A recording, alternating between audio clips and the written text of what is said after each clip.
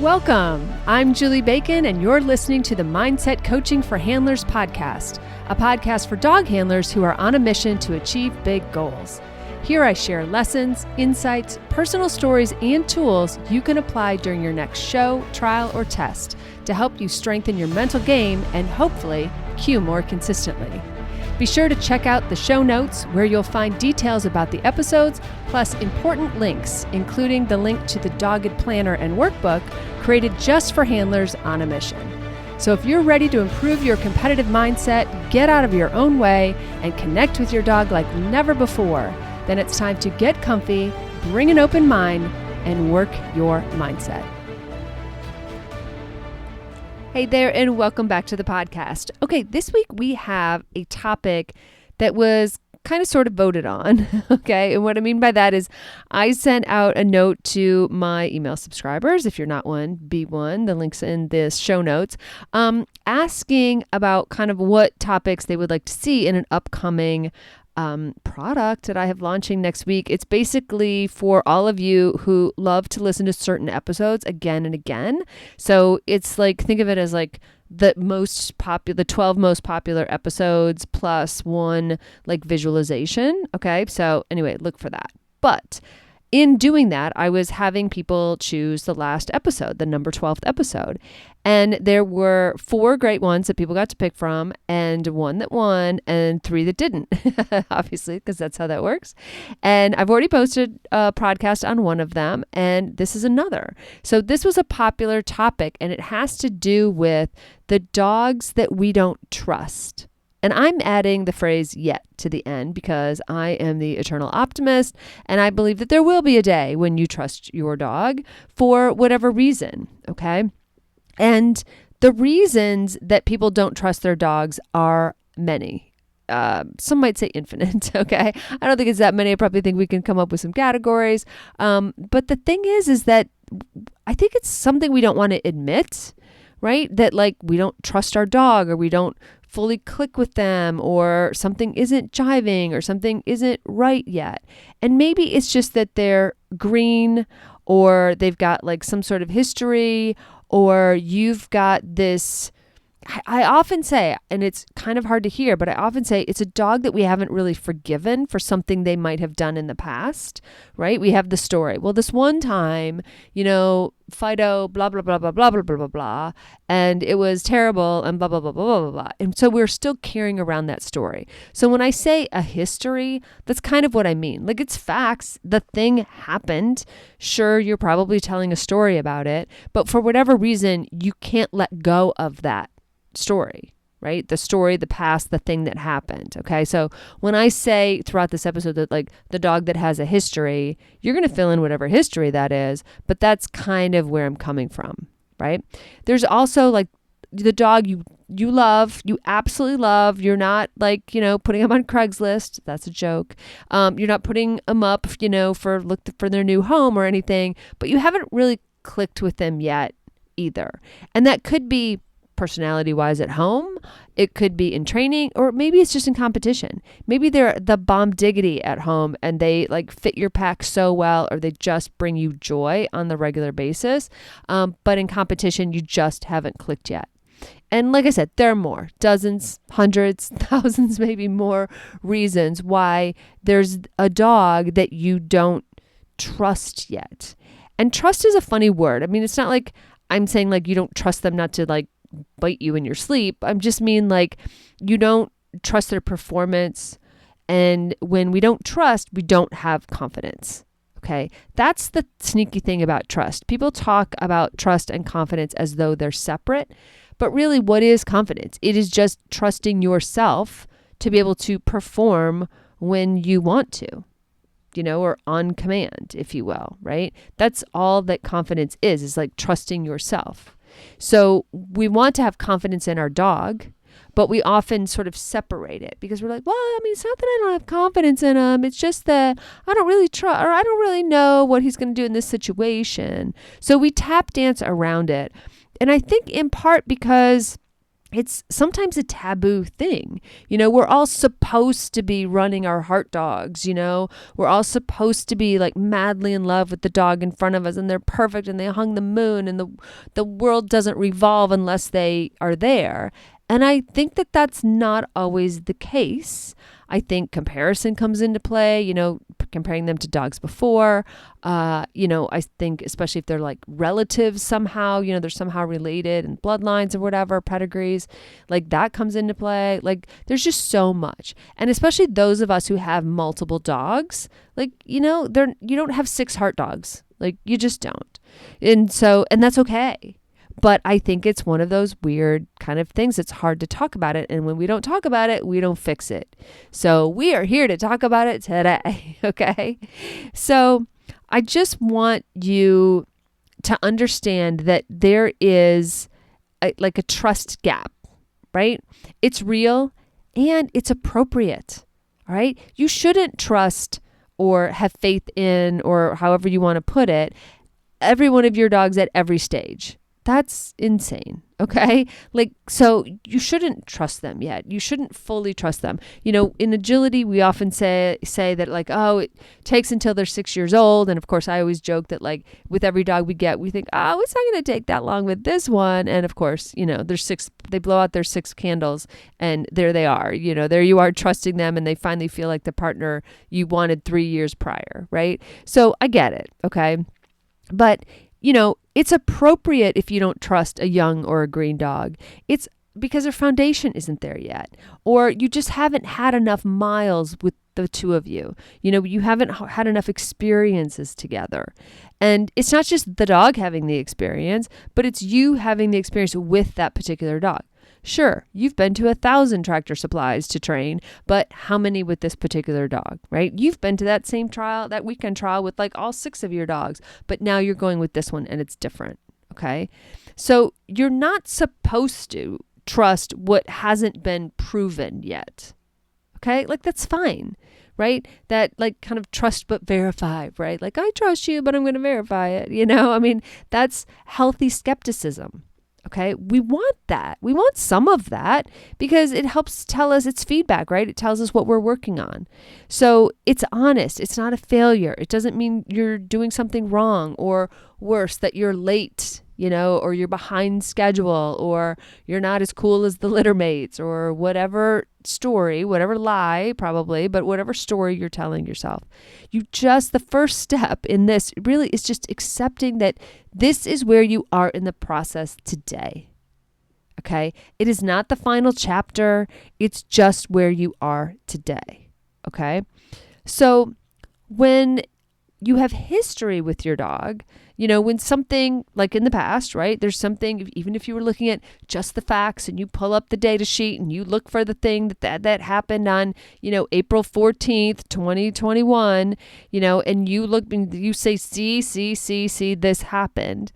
That is a harder conversation because your history with that moment, the thing that happened, or maybe the thing that kept happening, it lives kind of in your body, right? There's this great book. It's called The Body Keeps the Score. If you haven't read it, read it or listen to it, as case might be. But the argument that they make is like we carry our memories like in our cells. That a lot of it isn't just in our brains. That it literally is in our, the rest of our senses get involved, right?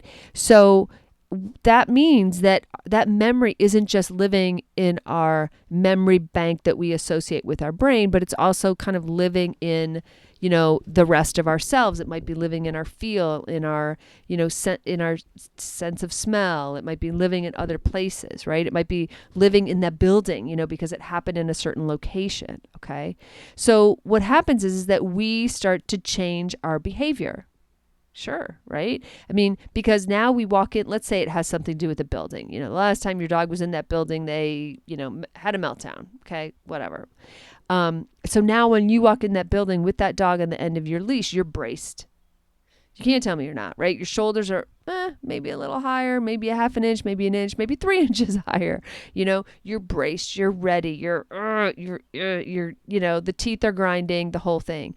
And of course, our dogs, we know, I don't have to tell you, they read it.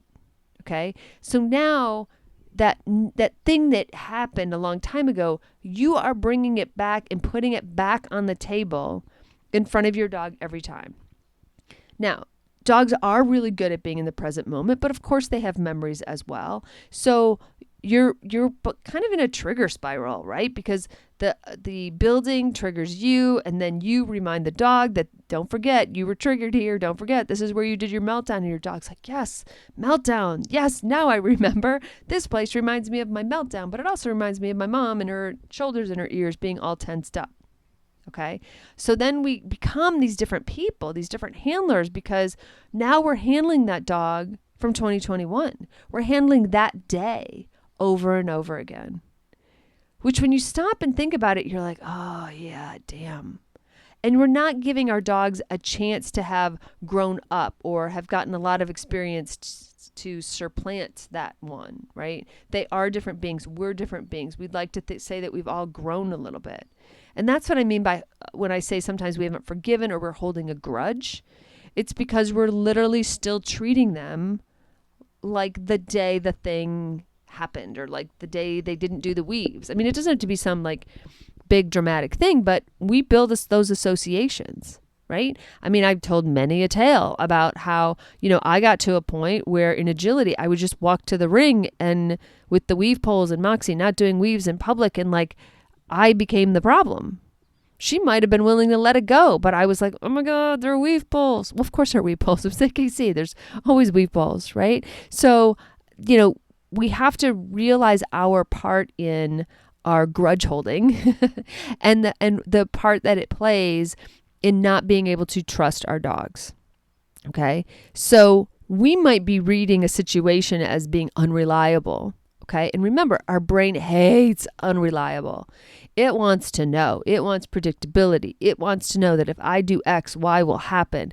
It wants routine. It wants habit. And when there's too many variables, our brain goes double time to fill in the missing parts. Okay. That's why sometimes we rush in a course or whatever, because our brain's like, I don't know what's going to happen, but I'll just do it faster, And so we're trying to fill it in. So now we have this unreliable thing about to happen. We don't know how our dog's going to act coming into the ring. And so now we're like, oh my God, and now our brain starts to rush and fill in the variables and try to make sense of it or try to predict it, right? Did he move his right ear? That always means this. Or, is he flinching? Is he listening? Is he stressed? Is it da, da, da, da?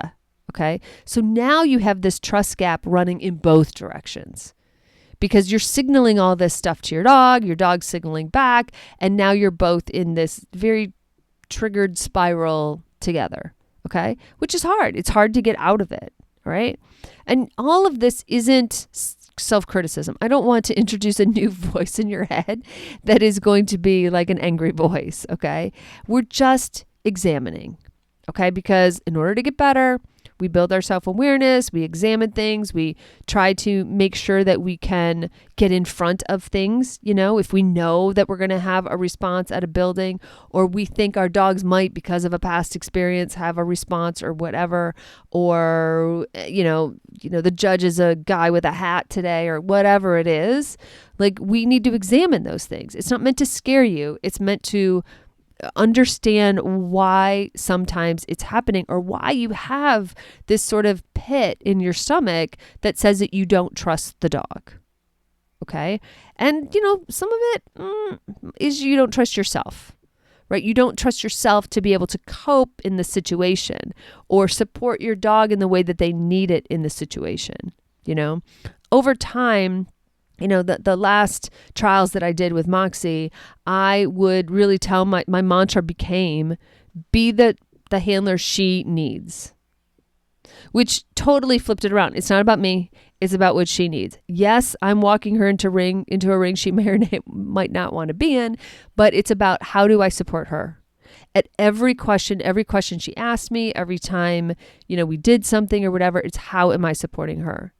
That was a different mantra. I wasn't trying to change her or change the past or even force a different outcome. I was changing into the person to support her. Okay. So we're going to feel it. We're human.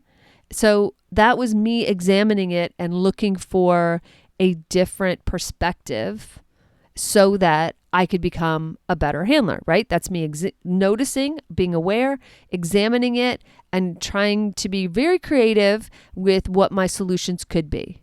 And by the way, we tried a lot of different things, as you longtime listeners know. And then that became a better perspective for me and inevitably a much more successful perspective for both of us. Okay. Our nervous system is doing its job. It is supposed to anticipate threats based on past experiences, right? Isn't that how we learn? We touch the hot stove. We don't do that again. We go run across gravel on bare feet. We don't do that again. We learn a lot of things by trial and error. We learn a lot of things from our experience. So it makes sense that you are holding on to this past experience with a dog and trying to learn from it.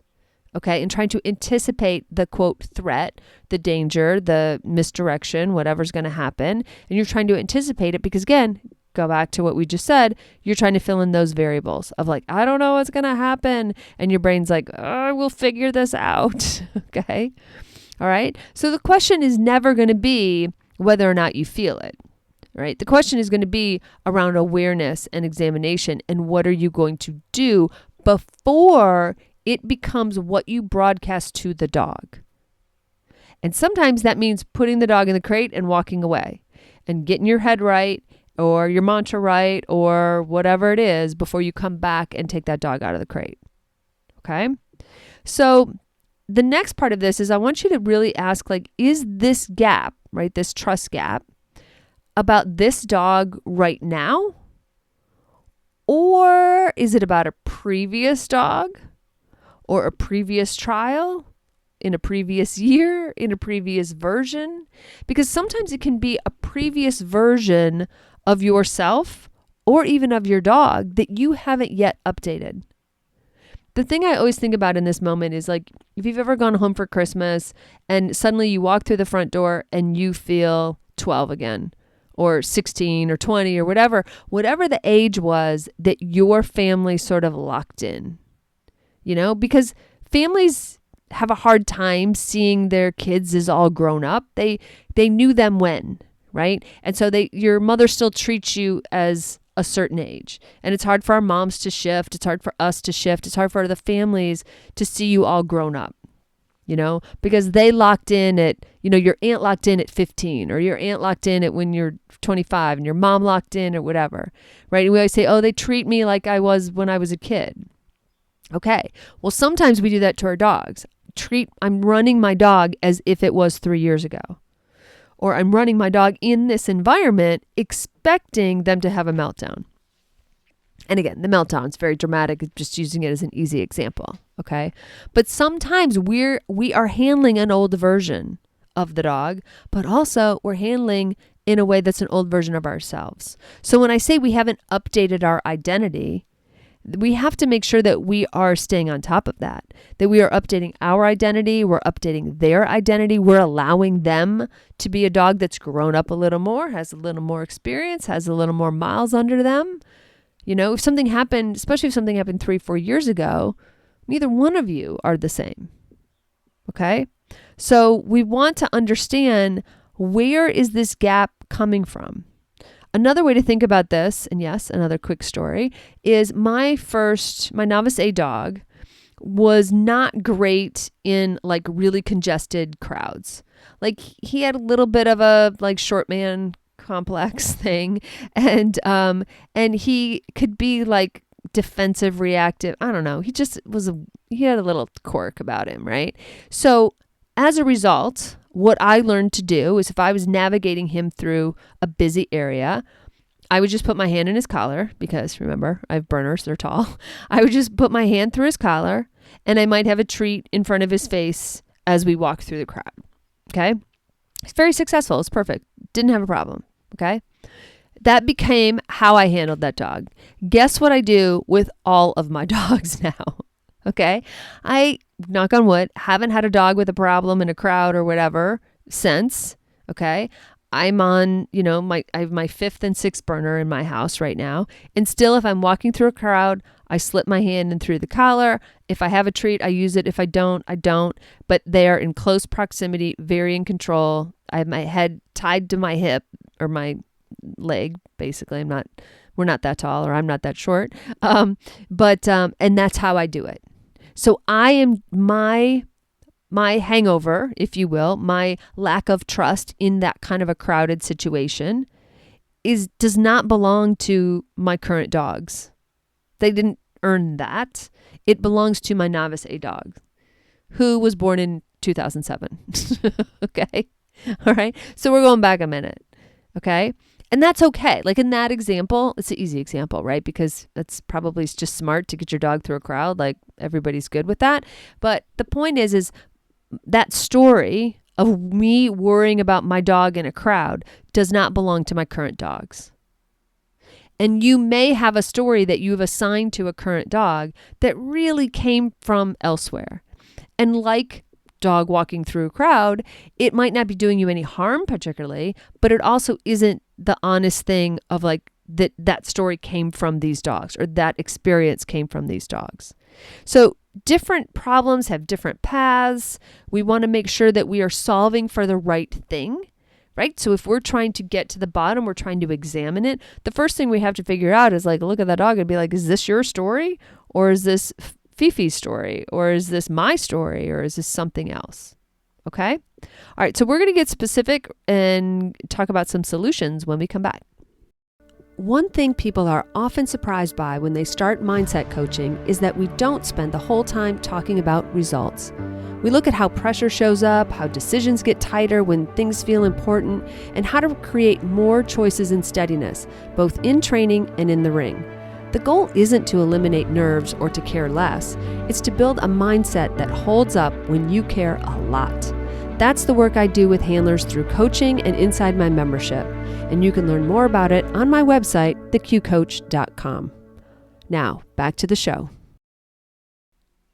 All right, so as we try to solve this, the first thing we have to do is get specific, okay? Because saying, I don't trust my dog is way too broad. Like, what is the to-do there? Like, I mean, what do you even do with that information, right? It's too big.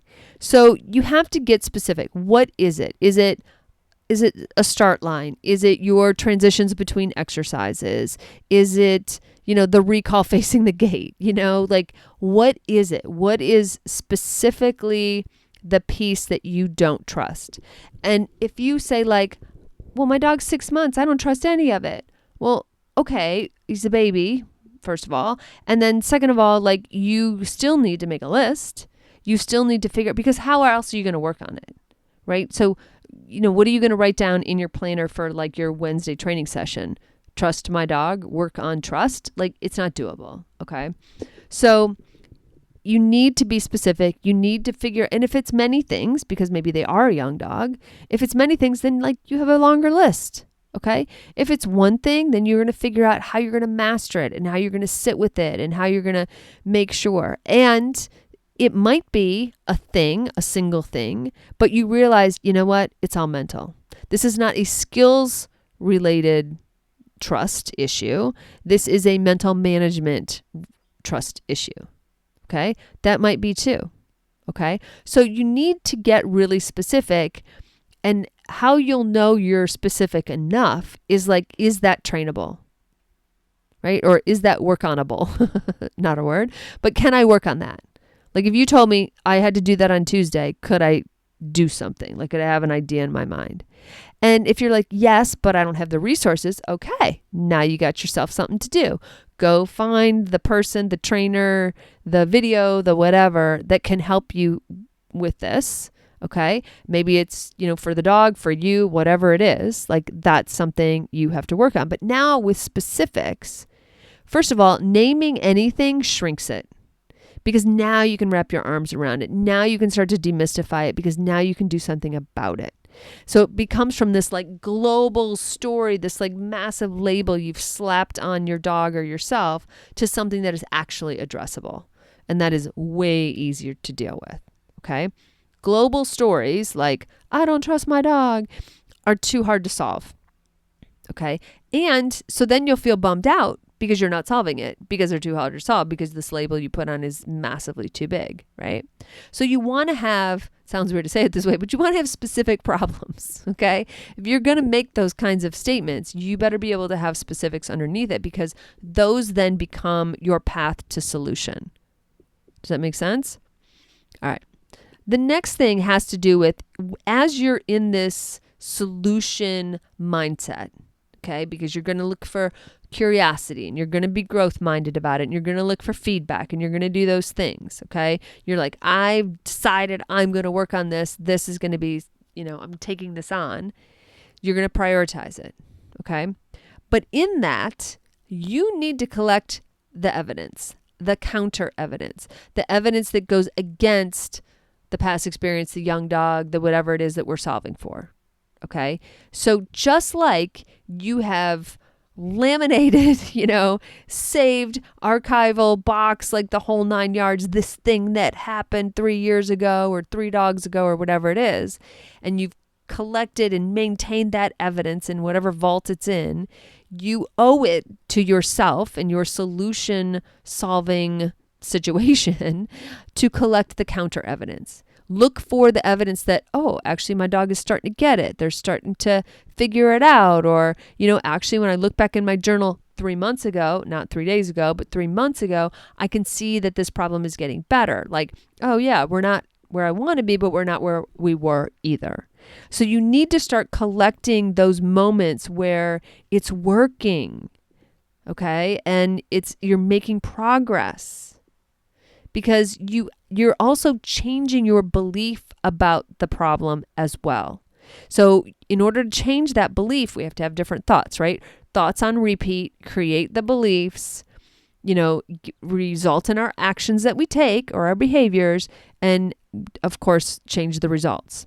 So we're trying to interrupt that loop. We gotta create different beliefs about our dogs, different beliefs about ourselves. So we have to look for this counter evidence. And you need to be doing this like on purpose, okay? Not like accidental, not like once a week. Oh yeah, I forgot. That wasn't as terrible as I thought. No. You have to like write it down. If you're serious about solving it. If you're not, that's fine. Great. Move on. You're done listening to this podcast, okay? But if you're serious about solving it and serious about growth, then you got to put the work in.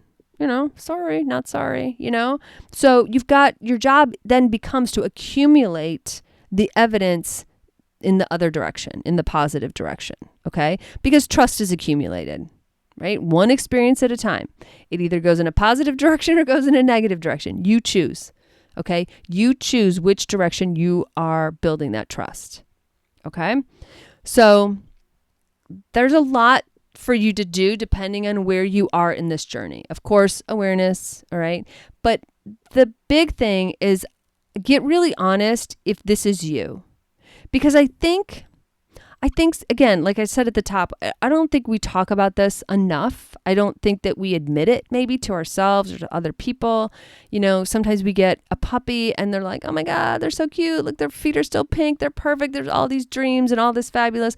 And then they're like, 18 months old and they're like, I don't know if this one's that smart, or whatever it is that we haven't clicked, or it's not progressing the way we thought, or whatever, right? But if we're honest, we had a lot of freaking dreams when we picked that puppy up and like took our gotcha picture, okay? And then, things don't always unfold on the timeline we expect, or we're not clicking with them yet, or, they just don't seem to be getting it, or they weren't like my last dog, or, a million other things. Okay. But if you're keeping that dog, okay, then you need to be committed to solving this mindset and shifting it and letting go of past experience and really working toward the positive. So the first step for you might be just getting honest about where you are and what it is, and journal it, write it down. This could be one of those perfect moments for what I call the ugly journaling, right? Where you say all the awful, ugly things like, this dog, I'm so disappointed. And no one's ever going to read it. No one's ever going to read it. But you're carrying around some baggage that you might just need to get out of your system. And pen to paper is a great way to just throw up on the page, get it all out, say the ugly thing, and then realize at the end that like, you know what, actually, I really like this dog. I have to figure this part out. Great. You're working through it. Okay. So first step, get honest. Second step, get specific. What are the specifics? Because you cannot do anything about generalized global storytelling. We've got to get specific so that we can figure out what the training plan is and what the action plan is. All right. And then we look for that evidence where we're starting to tear down those old beliefs and replace them with new thoughts, new beliefs, then new actions and new results. Okay. I promise that it is a good cycle and it works, but you got to get in there and you got to be committed to it. It's like any training methodology you've ever tried, nothing works once for 5 minutes. Well, very few things. They work if you work it. So this is one of those things. You got to get in there. You got to get a little dirty, maybe shed a few tears, maybe really get honest with the whole thing, hug a dog, cry on a dog, whatever it is you got to do to kind of figure this out and get through it.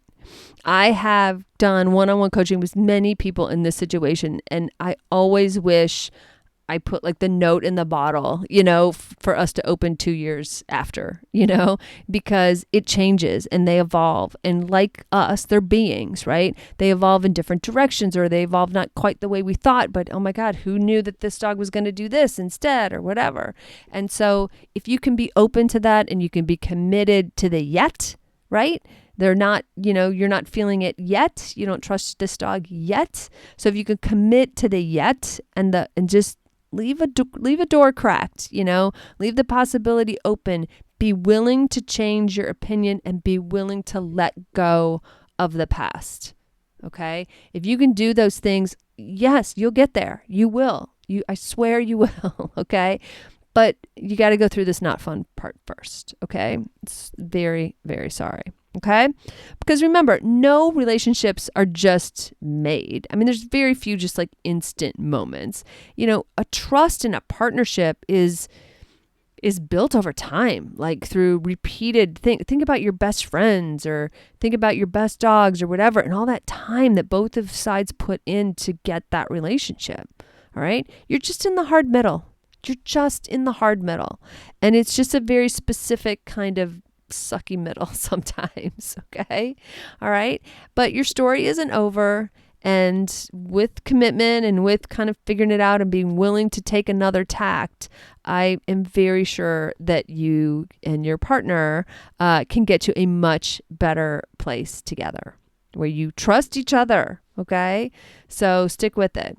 And in the meantime, no matter what you're doing this week, I hope you have a fantastic time with your dog. Thanks so much for listening to the Mindset Coaching for Handlers podcast with me, Julie Bacon. I am so grateful for your precious time. Check out my Dogged Planner workbook and journal available on Amazon. Just search for Dogged Planner. I also offer monthly membership that's perfect for ongoing support of your awesome goals. Check out theqcoach.com for details, or just stop by and check out all the ways you can work on your mindset. And be sure to follow me on Facebook and Instagram at theqcoach and let me know how it's going. Finally, please share, subscribe, and leave a review. This helps us podcasters tremendously. Plus, I know I get my best podcast recommendations from friends. Thanks, and have a great week with your dogs.